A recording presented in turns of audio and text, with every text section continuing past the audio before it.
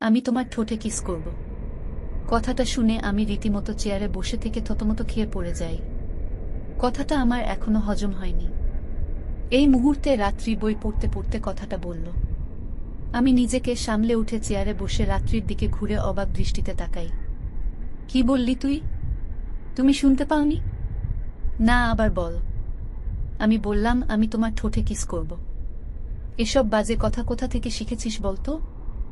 কেন স্কুলে আমার বান্ধবীরা বলে ঠোঁটে কিস খেলে নাকি অন্যরকম অনুভূতি পাওয়া যায়, তাই তারা তাদের বয়ফ্রেন্ডকে কিস করেছে। আমার তো বয়ফ্রেন্ড নেই, তাই তোমার থেকে চাইলাম। কথাটা শুনে আমি মাথায় হাত দেই। কিছু খুঁজে না পেয়ে কথাটা ঘুরিয়ে অন্য কথাতে নিয়ে যেতে চেষ্টা করি। তোর না কাল পরীক্ষা, এসব বাদ দিয়ে পড়ো। আর একবার এসব বললে আমি ফুফুন্নিকে সব বলে দিব। রাত্রি আর কোনো কথা না বলে চুপচাপ মন খারাপ করে পড়ায় মনোযোগ দেয়। আজ তার ইচ্ছা পূরণ হলো না। আমিও নিজের কাজে মন দেই। পরিচয়টা দিয়ে দিই, আমি সোহান। অনার্স প্রথম বর্ষে পড়ি, বাবা মায়ের একমাত্র আদরের ছেলে।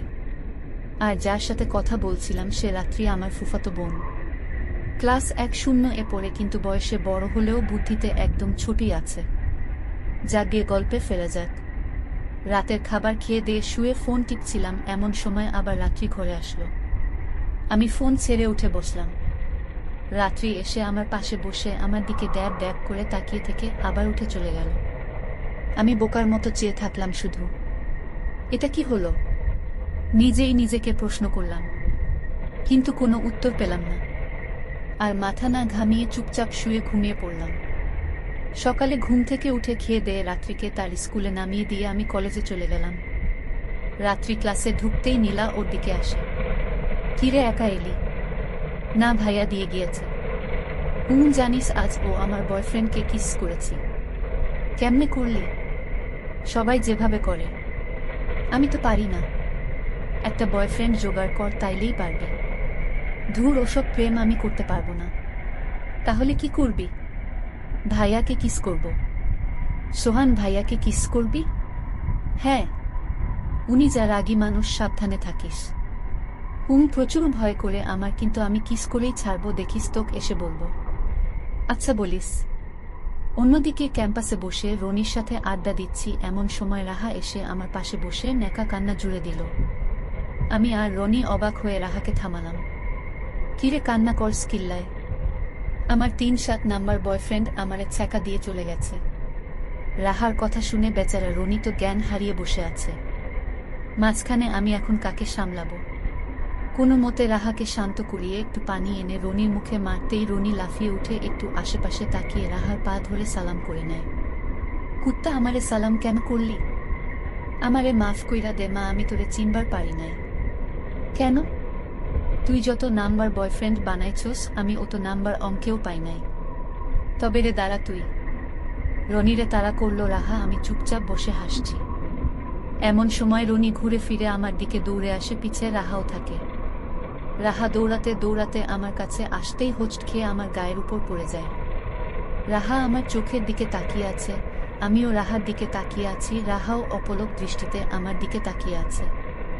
এমন সময় রনি সাইড থেকে একটু গলা ছেড়ে কাশি দিতেই দুজন ঠিক হয়ে উঠে বসি। রাহা তো রনিকে গালি দিতে দিতে চলে যায়, আমি ক্লাসের দিকে যেতে থাকি রনির রাতে। মাম্মা ভালোই তো। কি? সেই মানাবে। খবরদার না, যা ভাবছিস মাথা থেকে ছেড়ে ফেলবি কিন্তু।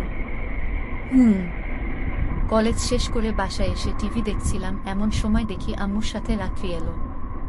আমি বসে বসে ইংলিশ গানগুলো দেখছিলাম। এমন সময় রাত্রি এসে আমার পাশে বসল। আমি একটু নড়েচড়ে বসলাম, কেননা ওর হাব ভাব আমার ঠিক লাগছে না একদমই। আমি টিভি দেখে আর চোখে ওর দিকে তাকিয়ে দেখি ও আমার ঠোঁটের দিকে তাকিয়ে আছে। আমি আবার টিভিতে মনোযোগ দিলাম। হঠাৎ ইংরেজি গানে একটা কিস এর সিন আসতেই রাত্রি আরও মনোযোগ দিয়ে দেখতে লাগলো। আমি তাড়াহুড়ো করে উঠে টিভি বন্ধ করে রুমে এসে ঘুমিয়ে পড়লাম। ঘুমিয়ে আছি এমন সময় মনে হলো কেউ আমার পেটে বসে আমার ঠোঁট দুটো নিজের দখলে নিয়ে নিয়েছে। আমার বুঝতে বাকি রইল না কি এটা। চোখ খুলতেই আম্মু চলে এলো। ঘুমিয়ে আছি এমন সময় মনে হলো কেউ আমার পেটে বসে আমার ঠোঁট দুটো নিজের দখলে নিয়ে নিয়েছে। আমার বুঝতে বাকি রইল না কি এটা। চোখ খুলতেই আম্মু চলে এলো।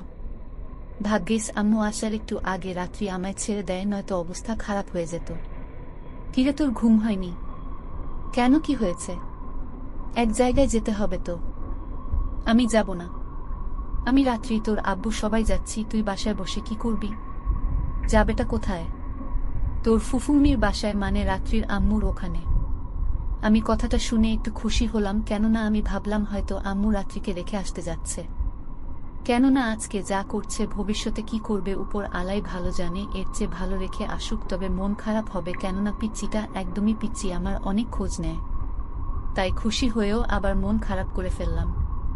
কিরে, এই হাসছিস? এই মন খারাপ করলে কি ভাবছিস বলতো? আমরা কেন যাচ্ছি আম্মু ওখানে মন খারাপ করে? তোর ফুফা দেশের বাহির থেকে আজ আসছে, তাই। রাত্রিও চলে যাবে, আরও মন খারাপ করে? না, ও যাবে না। থ্যাংক ইউ আম্মু। আমি তো এটা শুনে খুশিতে লাফাইতে লাগলাম, কিন্তু বুঝতে পারিনি আম্মু কাছে আছে। যখন বুঝতে পারলাম চুপ হয়ে গেলাম। না লাফাইয়া চুপচাপ রেডি হয়ে নে। ঠিক আছে।